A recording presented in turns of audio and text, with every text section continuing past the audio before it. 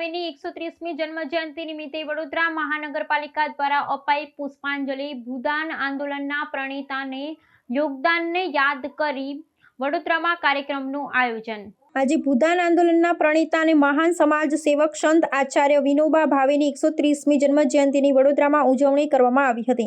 આ નિમિત્તે પાલિકા દ્વારા તેમને પુષ્પાંજલિ અર્પણ કરવાનો કાર્યક્રમ યોજાયો હતો। આ કાર્યક્રમમાં પાલિકાના પદાધિકારીઓ, વિપક્ષના નેતા ચંદ્રકાંત શ્રીવાસ્તવ અને સ્થાનિક નગરસેવકો સહિત મહાનુભાવો ઉપસ્થિત રહ્યા હતા।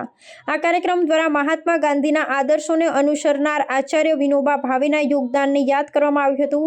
આચાર્ય વિનોબા ભાવે, જેમના બાળપણનું નામ વિનાયક નરહરી ભાવે હતું, તેમનો જન્મ 11 સપ્ટેમ્બર 1895ના રોજ મહારાષ્ટ્રના કોલાબા જિલ્લામાં થયો હતો।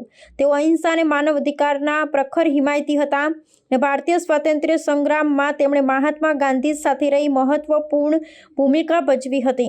તેમનું સૌથી મોટું યોગદાન ભૂદાન આંદોલન છે, જે તેમણે 18 એપ્રિલ 1951ના રોજ તેલંગાણાના નાલગોંડા જિલ્લામાંથી શરૂ કર્યું હતું। આ આંદોલન હેઠળ તેઓ જમીનદારો પાસેથી સ્વૈચ્છિક રીતે જમીનનું દાન મેળવી ગરીબ અને ભૂમિહીન ખેડૂતોને આપતા હતા।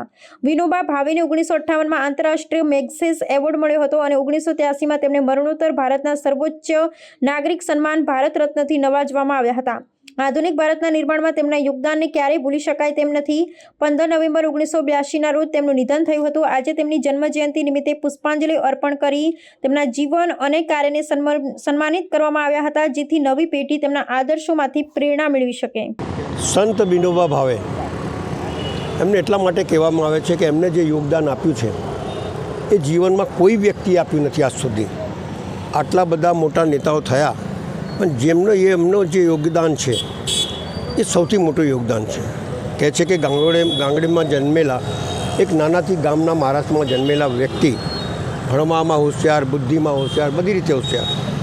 એમના ભણતા કોલેજમાં મોકલવાનું જ્યારે આગળ ભણવાનું થયું ત્યારે એમને વડોદરા લાવ્યા અને વડોદરામાં બી બહુ હોશિયાર રીતે ભણ્યા।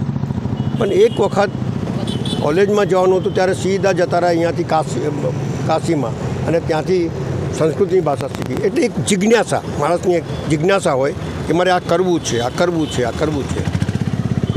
અમદાવાદની આશ્રમમાં ગાંધીજીના સંપર્કમાં આવ્યા પછી એમને એવું લાગ્યું કે આઝાદીની લડાઈમાં જોડાવાનું છે, અને આઝાદીની લડાઈમાં જોડાયા। ઘણી વખત જેલમાં ગયા, ઘણી વખત, પણ કોઈ અપેક્ષા નહીં, કોઈ આશા નહીં, એક લગન હતી કે મારે આ કરવું છે। પણ ગાંધીજીના મૃત્યુ પછી જે એમને જે કાર્ય કર્યું છે, ભૂમિદાન, આંધ્રપ્રદેશમાં સત્યાગ્રહ હરિજનનો થયું, ત્યાં સમજાવવા માટે ગયા। જમીનદારોનો રાજ હતો તે વખતે, ત્યારે જમીનદારોને સમજાવવું એટલે બહુ અઘરું હતું।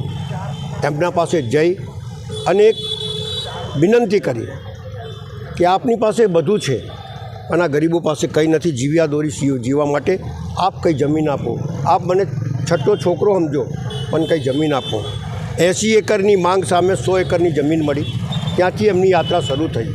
13 વર્ષ સુધી સતત પ્રયાસો, જુદા જુદા રાજ્યોમાં ફરવું, જુદા જુદા ગામડાઓમાં ફરવું, જમીનદારોને મળવું, લોકોને જમીન વિહોણા લોકોને જમીન આપી, ખેડૂત બનાવવા। 57,000 કિલોમીટરની યાત્રા કર્યા પછી એમને 13 લાખ કિસાનોને જમીન અપાઈ અને 44 લાખ એકર જમીન એમને લોકો પાસેથી લીધી। આ મોટું યોગદાન आज के ज़माने में कोई कर नहीं सकता है, वो करके गया, एक राह बता के गए। પણ સવાલ એ છે કે ભૂમિદાનમાં લીધેલી જમીનો પણ લોકોએ હજમ કરેલી છે, એવા જીવા જાગતા આ વડોદરા શહેરમાં જ છે, જે હું બતાડી શકું છું। ભૂમિદાનનો કાયદો બદલવો પડે કે એમને આપેલી જમીન જો આજના જમાનાની અંદર મોંઘી થઈ ગઈ હોય, કોઈ ખેડતો ના હોય, કાયદો એવું કહે છે કે 10 વર્ષ સુધી એ વસ્તુને ઇમ્પ્લિમેન્ટ ના કરો તો કાયદો ઇમ્પ્લિમેન્ટ કરવાની સત્તા સરકારને છે। સરકારે સત્તાનો ઉપયોગ કરી આ આશ્રમ ચાલતા હોય એના લોકોની જોડે સંપર્ક કરી, એમની જોડે બેઠક કરી અને એક નવું નજરાણું આ શહેરમાં અને આ દેશમાં પ્રસ્તુત કરે એવી મારી આશા અને અપેક્ષા છે। આજના દિવસે એમને નમન કરું છું અને એમના બતાવેલા રાસ્તા ઉપર આગળ વધવાની જે તક મને મળી છે, હું આગળ વધીશ, એ મારો વાયદો છે।